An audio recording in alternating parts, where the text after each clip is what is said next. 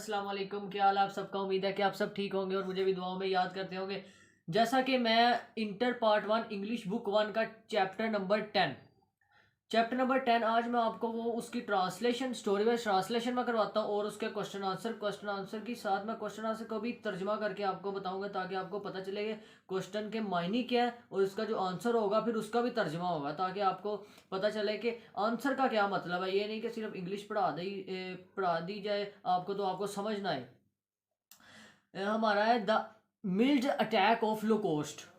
अब mild attack of locust मतलब कि टिड्डियों का जो हमला होता है। आज हमने लेसन नंबर 10 इंटर पार्ट 1 का लेसन नंबर 10 करेंगे स्टूडेंट्स। तो उम्मीद है कि आप मेरी पूरी वीडियो वॉच करेंगे तो आपको ये इंशाल्लाह पूरा चैप्टर क्लियर हो जाएगा। चले मैं अब आपको अपनी बुक पे लेके चलता हूँ, वहाँ पे हम ट्रांसलेशन करेंगे, क्वेश्चन आंसर करेंगे। चले स्टूडेंट जैसा कि अब हम लेसन नंबर 10 करेंगे the mill attack of Locos मतलब टिड्डी का अटैक। इसमें इस पूरी स्टोरी में आपको टिड्डी के अटैक के बारे में बताया जाएगा कि टिड्डी होती है छोटी, टिड्डी दिल होता है वो बड़ा जो टिड्डा होता है वो।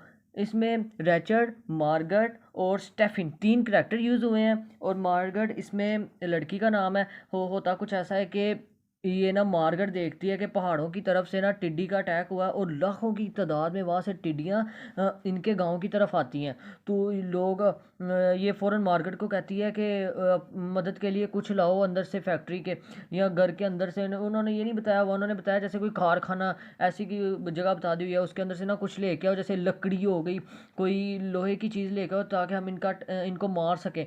तो वो जाते हैं, कोई अंदर से 3 डब्बे ले आता है, कोई लकड़ी की चीज़ ले आता है फिर। और ये टिड्डी का जब अटैक होता है ना ये सारे अब खेतों में आ जाती हैं, खेत तबाह करने शुरू हो जाती हैं, दरख्त गिरना शुरू हो जाते हैं, लोग बहुत परेशान होते हैं, लोग आग जलाना शुरू हो जाते हैं, आग पे गीला पानी फेंकते हैं, गीले कपड़े फेंकते हैं ताकि वो ज़्यादा बदबूदार हो, मतलब कि ज़्यादा काली आग निकले जिससे वो टिड्डी मर जाए। मगर टिड्डी दिल होता है वो नहीं मरता। तो बहुत हंगामा मच जाता है। हर हर जो किसान होता है वो यही दुआ मांगता है कि ये टिड्डी हमारे खेत को नज़रअंदाज कर दे और आगे बढ़ जाए। मगर ऐसा वो नहीं करती। वो इतनी ज़्यादा तादाद में टिड्डियाँ आती हैं, वो सब तबाही बर्बादी करती रहती हैं। और जो मार्केट होती है वो बहुत ज़्यादा परेशान हो जाती है, वो बहुत ज़्यादा परेशान हो जाती है। ये लड़की होती है, फिर ये इसको पता होता है कि टिड्डी का अटैक कैसे ख़त्म किया जा सकता है, मगर ये उस टाइम तक हिम्मत हार चुकी होती है। इसमें ये लिखा है इसको पता है मगर ये बेबस हो जाती है, इसको कुछ तब नहीं समझ आती इसने क्या करना है। इसको वैसे पता होता है मगर ये बेबस हो जाती है। और सब आके इसको कहते हैं मार्केट ऐसे हो रहा है हमारे साथ, हमारे सब खेत तबाह हो गए हैं। स्टेफिन जाता है, लोगों को देखता है वहाँ पे टिड्डी का अटैक इतना ज़्यादा हो गया है और वो खेत अब ज़मीन ऐसे लग रही है जैसे उस पर कीड़े रेंग रहे हैं, ज़मीन नज़र ही नहीं आ रही, टिड्डियाँ ही टिड्डियाँ हो गई हैं। मार्केट फिर फ़ौरन इसके पास आता है,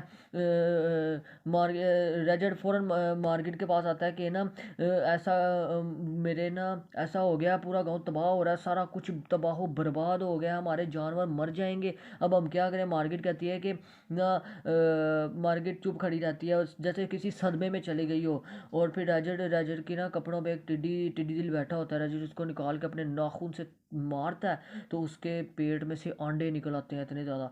तो राजर मार्केट को कहता है कि ये देखो, अगर अगर हमने इनको यहाँ पे बसेरा दे दिया तो ये एक की जगह करोड़ों या अरबों अरबों पैदा हो जाएंगी, इसलिए इनसे बचना चाहिए, हमें इनको भगाना चाहिए यहाँ से। ये बहुत कोशिश करते हैं रेजर और स्टेफिन बहुत कोशिश करते हैं उनको भगाने की। और किसान सारे लगे होते हैं आग जला के कि हर किसान को ये होता है कि हमारे खेत को ये नज़रअंदाज कर देगी टिड्डी दिल और हमारा खेत बच जाएगा। मगर टिड्डी दिल सब कुछ ख़राब कर देती है, वो सारा कुछ फसलें ख़राब कर देती है, दरख्त ख़राब कर देती है, पूरा गांव में बर्बादी कर देती है। और उसको बहुत मारने की कोशिश करते हैं मगर वो उस तादाद में इतनी ज़्यादा होती है कि उसको मारना नामुमकिन हो जाता है। और उसके बाद मार्केट के पास आते हैं रेजर और स्टेफिन के ऐसे ऐसे हो रहा है, अब हम नहीं बचा सकते, हमारा तो पूरा गांव तबाह हो ही जा रहा है। तो मार्केट सदमे में आ जाती है और चुप करके खड़ी रहती है और कहती है अब क्या कर सकते हैं। ये हमारे ये उस वक़्त का लम्हा मार्केट की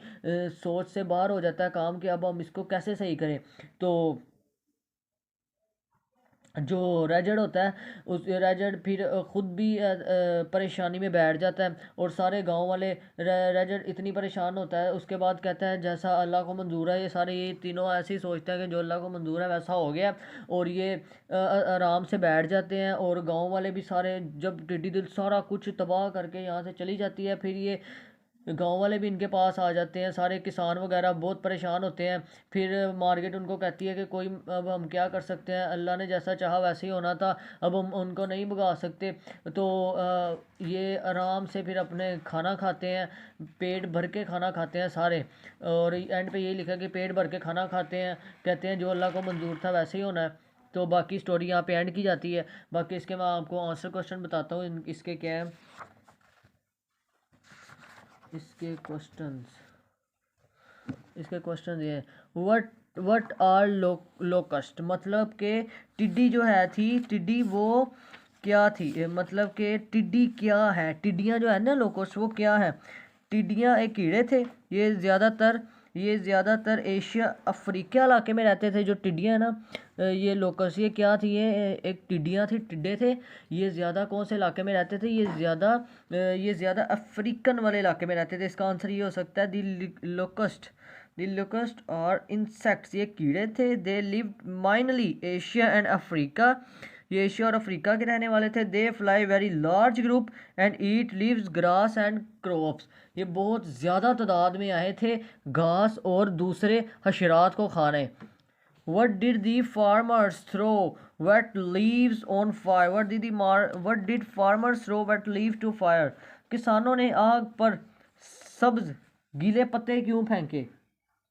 जैसा कि मैंने आपको बताया था कि किसान गीले पत्ते, गीले कपड़े उसके ऊपर फेंक रहे थे ताकि आग और भयानक हो जाए और उसकी बदबू इतनी ज़्यादा हो कि ये टिड्डे उसकी बदबू से भाग जाए। मगर ऐसा वो भागते थे, मगर वो तादाद में इतने ज़्यादा थे कि उनको मारना नामुमकिन हो गया था। इसका आंसर ये हो सकता है the farmer are burning big fire to stop locust, उन्होंने बहुत ज़्यादा तादाद में उसको रोकने की कोशिश की, मगर दे आर, ये हो सकता है कि wet leaves into fire and black smoke, उसका काला धुआं था उससे भी ये नहीं भाग रहे थे।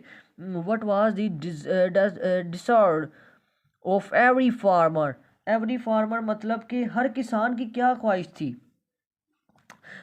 हर किसान की क्या ख्वाहिश थी। मैंने आज जैसे आपको स्टोरी में बताया था कि हर किसान की ये ख्वाहिश थी कि ये हमारा खेत छोड़ देगी, इसको नज़रअंदाज कर देगी, मगर ऐसा वैसा कुछ नहीं हुआ था। वो सब खेत तबाह करके गई थी स्टूडेंट्स, वो सबके खेत को तबाह कर गई थी, सब इंसानों के खेतों को तबाह कर गई थी। अब उनके मवेशियों ने क्या खाना था, वो जवाल का शिकार हो गए थे सारे।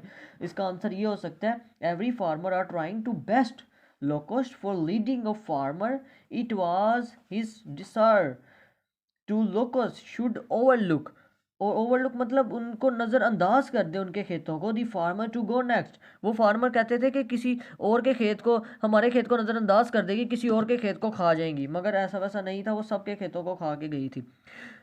Did Margaret what to do keep the locust away, locust अवेस का क्या होगा।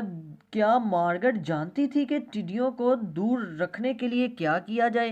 जैसा कि मैंने आपको बताया था कि वो जानती थी कि टिड्डियों को दूर रखने के लिए क्या किया जाए, मगर वो जानने के बावजूद भी बेबस हो चुकी थी, क्योंकि टिड्डी दिल की तादाद इतनी ज़्यादा थी कि वो बेबस हो चुकी थी। इसका जो आंसर है वो ये हो सकता है मार्गरेट फेल हेल्पलेस, बेबस हो चुकी थी बिफोर द स्वार्म, दिलकश या लश्कर इतना ज़्यादा था। शी सॉ अ रस्ट और करड नारंगी रंग and inspire advising forward, she did not to keep locust away, मतलब कि वो नहीं जानती थी कि टिड्डियों को दूर रखने के लिए क्या किया जाए।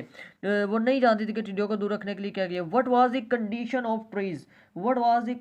ऑफ ट्रीज, दरख्तों की क्या हालत थी। मैंने आपको बताया वो इतनी ज़्यादा दरख्तों पर बैठ गई थी कि दरख्त नज़र आना बंद हो गए थे और वो गिरना शुरू हो गए, टूटना शुरू हो गए थे दरख्त।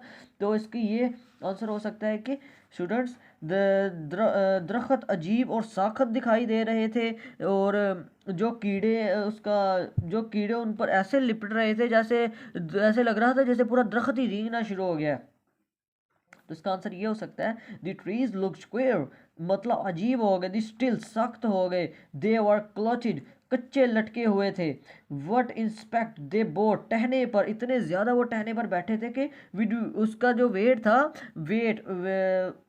इसका ये हो सकता है ground too wet to locust, वो इतना वेट था कि वो लोकस्ट का मतलब टिड्डी दिल का इतना वेट था कि वो नीचे आके गिर के टहने टूट रहे थे। आ गया, how did old Stephen treat locust with found of he shirt. मैंने आपको बताया था ना उसकी शर्ट के ऊपर, जब वो मार्केट को बात बताने आया तो उसकी शर्ट के ऊपर ना एक टिड्डी आ गया था। तो उसने उसका क्या किया, उसने उसने उस छोटी सी टिड्डी को जब मारा तो उसके पेट में से छोटे छोटे अंडे निकले। जब उसके पेट में से छोटे छोटे अंडे निकले ना, तो वो उसको बताना शुरू हो गया कि ये एक अंडे को 24 लाख हज़ार से ज़रब कर दो तो खुद ही तुम्हें पता चल जाएगा कि इनकी तादाद आगे अब कितनी होने वाली है।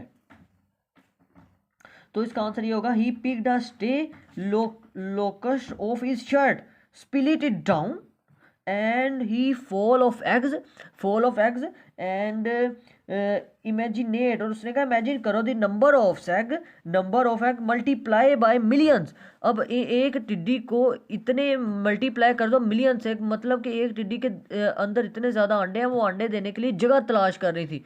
ये जो इनके गांव में आई थी वो जगह तलाश कर रही थी, उनको जगह नहीं ढूंढ रही थी, तो उन्होंने अपनी मतलब कि बसेरा करने के लिए, अब खाना भी था, उन्होंने आगे उन्होंने बच्चे देने थे, इसलिए ये कह रहे थे कि किसी तरह ये कहीं और जाके बसेरा कर ले। ऐसा वैसा नहीं था, मगर वो इनके सब गांव के सब खेत तबाह करके जाने लगी थी और तबाह कर ही दिए थे। आगे है question number 7, all are the hoppers different from the locust.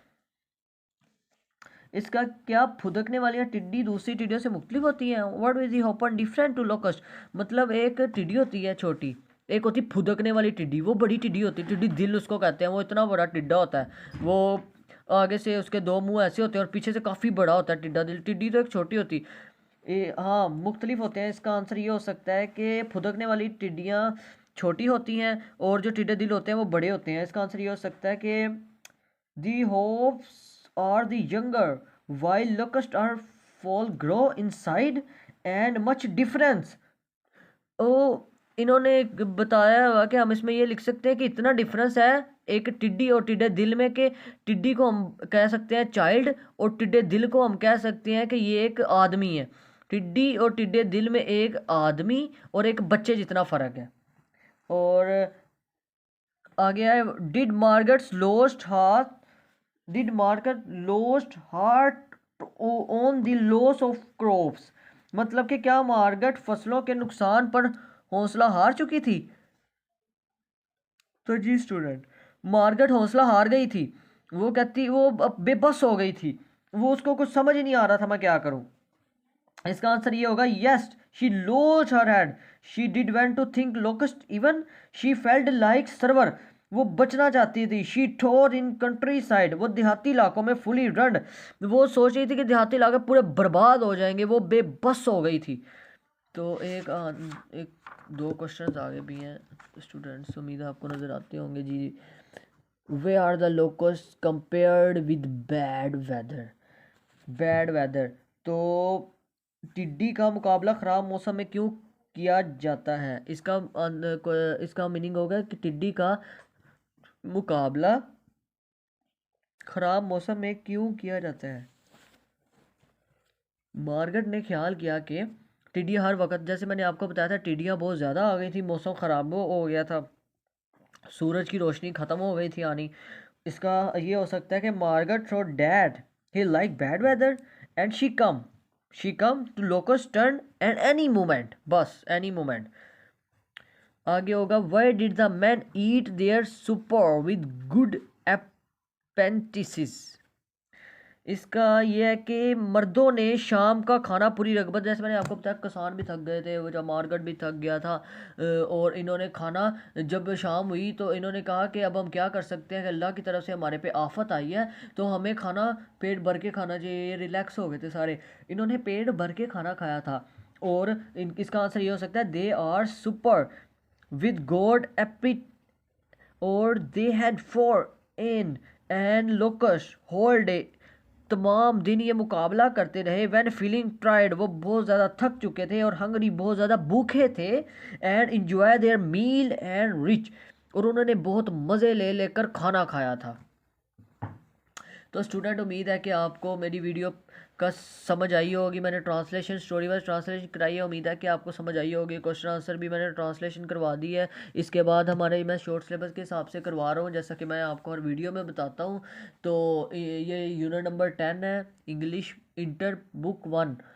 तो इंशाल्लाह आगे 2-3 चैप्टर रह गए हैं शॉर्ट सिलेबस के, वो क्लियर होने के बाद मैं बुक 3 शुरू करवाऊंगा इंटर पार्ट 1 की। और मैं इसके जो चैप्टर स्किप हैं उनकी भी पूरी पूरी ऐसी ट्रांसलेशन करवा के अपलोड कर दूंगा। ये मैं शॉर्ट सिलेबस के हिसाब से करवा रहा हूँ क्योंकि इस साल बच्चों को शॉर्ट सिलेबस आना है। तो आप हमारा चैनल सब्सक्राइब करें, लाइक करें, बेल आइकन को दबाएँ। अपना ख्याल रखें। अल्लाह हाफिज़।